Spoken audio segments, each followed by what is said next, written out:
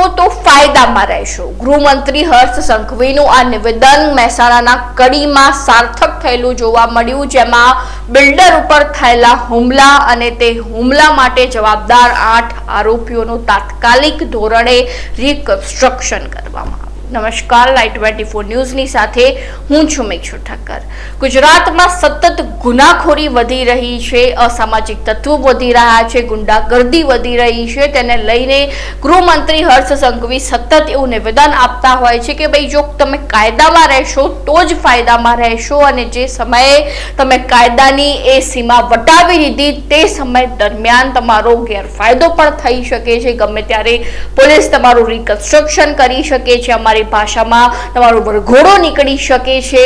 તે રીતનું નિવેદન તેઓ સતત આપતા હોય છે. અને તે વચ્ચે એમાં થોડા સમય પહેલા જ કડીના એક બિલ્ડર ઉપર 8 વ્યક્તિઓ દ્વારા હુમલો કરવામાં આવ્યો હતો, અને ત્યારબાદ તાત્કાલિક ધોરણે પોલીસ દ્વારા ગુનો નોંધીને આ 8 લોકોની તપાસ શરૂ કરવામાં આવી હતી, જેમાં બાવલુ પોલીસ દ્વારા જે છે તે તાત્કાલિક ધોરણે એ 8 આરોપીઓને ઝડપી પાડવામાં આવ્યા હતા, અને ત્યારબાદ તેમનું રિકન્સ્ટ્રક્શન કરવામાં આવ્યું હતું, તેમનો વરઘોડો નીકાળવામાં આવ્યો હતો. તો આપણે એકવાર એ દ્રશ્યો જોઈ લઈએ, જેમાં બાવલુ પોલીસ દ્વારા જે છે તે 8 આરોપીઓનો વરઘોડો નીકાળવામાં આવ્યો છે, તેમનું રિકન્સ્ટ્રક્શન કરવામાં આવ્યું છે.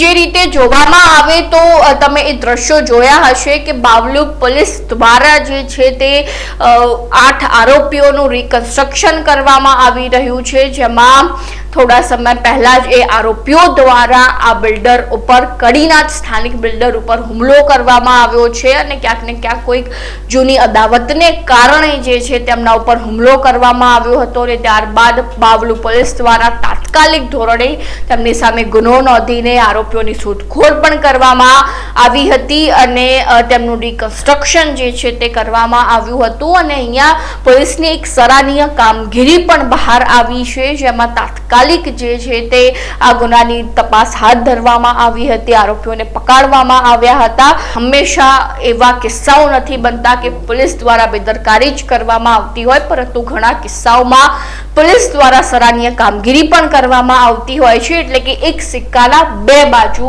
હંમેશા રહેતા હોય છે. ક્યાંક પોલીસ દ્વારા બેદરકારી પણ આચરવામાં આવતી હોય તો તેમની સામે પોલીસ દ્વારા સારી એવી વંદનીય સરાહનીય કામગીરી પણ કરવામાં આવતી હોય છે. તાત્કાલિક જે છે તે આરોપીઓને ઝડપવામાં પણ આવતા હોય છે.